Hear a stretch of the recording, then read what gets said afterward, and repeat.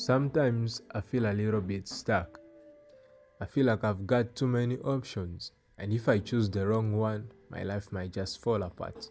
And that makes me feel distracted, so I end up doing nothing. My mornings looks the same every day. Wake up at 7 a.m., do a little bit of exercise, breakfast, eat an apple, and then my favorite part, having a cup of coffee.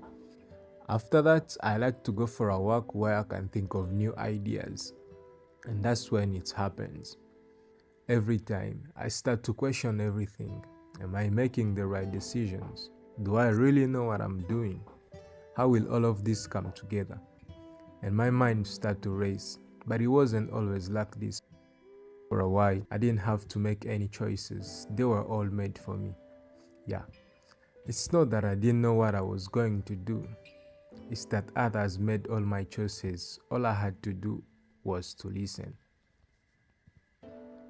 Until one day I realized I wanted to do something different. I picked up a camera for the first time in 2021. I had a fascination with videography, mainly videos that convey an emotion. I quickly realized I didn't know how to capture those, but I went for it. I would go out every day and just try to capture something that meant something to me. I tried so hard for 2 good years to get big jobs and take my videography to the next level, but it never happened. Honestly, I wanted to give up. Felt like I had made the wrong choice in this pursuit, but every day that passed, I kept showing up. There is something so surprising about realizing how far I've come simply by showing up every day and trying to learn something new. With each day looking back, I realized that the fears and doubts that you have when starting something new don't always go away. And sometimes they morph into new fears, but being able to ignore them and press forward, you realize they had no weight on you. And that takes us to our next adventure. I've always wanted to create some sort of business out of what I love, and after a few years of doing videography, I decided to collaborate with businesses. The goal was simple: create a brand that would bring not only cash to the table, but also creativity and adventure.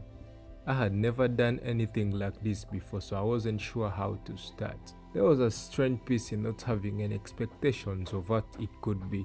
My main goal: bring cash to the table, and that's exactly what I did. I started reaching out to brands and businesses via Instagram DMs or emails. We discussed so many ways I could help them reach their audience and increase their sales and so on. And that went perfectly as planned. Nightclubs, restaurants, hotels, bar, and a lot of content creators. I managed to secure 12 clients in that period, and I was generating enough to survive, but not enough to live from my dreams.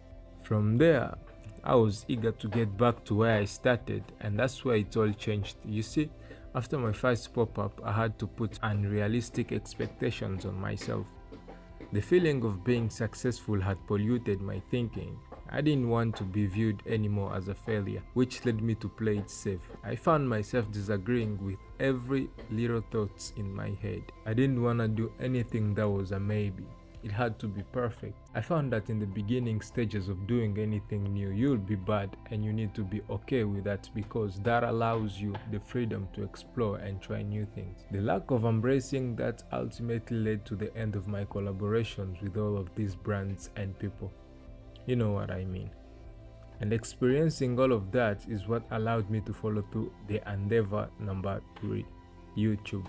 It is something that I always wanted to do, yet at the same time it seemed like an impossible dream. I was already editing for a YouTuber and I knew how to make videos, but anytime I clicked record to film myself, it seemed like I didn't know what I was going to do. There is a harsh reality in starting new things. First is exciting, and then that excitement wears off really fast. You can get many places. You go through a process of uncertainty and fear, and it's not easy to connect your identity with what you're doing. To everyone else, it was a little cute hobby, but to me, it was something more.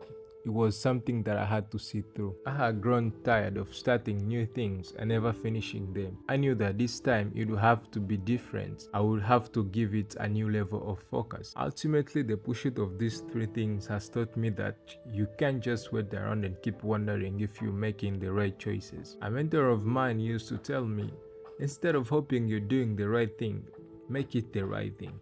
There was something so simple about that. I don't think any great inventor or artist started out with 100% confidence in their idea. And even as they pursued it, they probably encountered a lot of discouragement. I found that within all three of these pursuits, I had to deal with comparison in the early stages. I compared my day 1 to someone's day 100, and I don't think that's very fair. I also found that I can't hold myself to expectations I can control. For example, how many people receive my art or my videos. I can only control the quality, so if 100 people like it or 100,000 people do, it doesn't change the quality or the importance of the thing I did. So maybe using the fact that you don't know how it will all work out as a reason not to do it, maybe it's the very reason you should do it. I wanted to insist on this part because this is the reality of the process. Like you're making something and you don't think it's great, but you just have to keep moving forward, I guess. And I feel like we can watch videos like this and get really inspired and be like, oh, I'm just gonna go and do it. And it negates the reality of the emotion that you can actually feel when you embark on that thing. Not that the voices in your head will be like, no, this isn't a good idea, this is dumb, this is bad. But I want you to feel like you're progressing. And most importantly, I want you to progress. This doesn't mean that those voices won't be there anymore.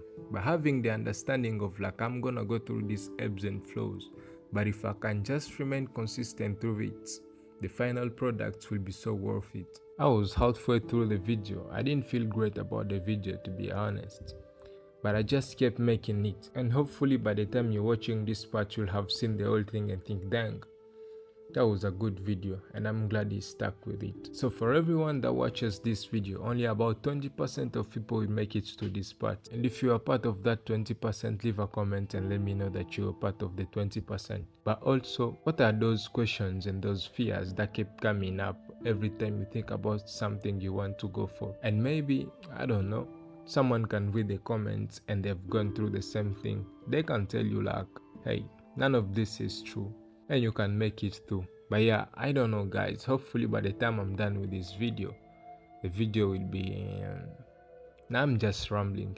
I hope this video was good. Anyway, love you guys. See you tomorrow in my next video. My now 16 friends. Cheers.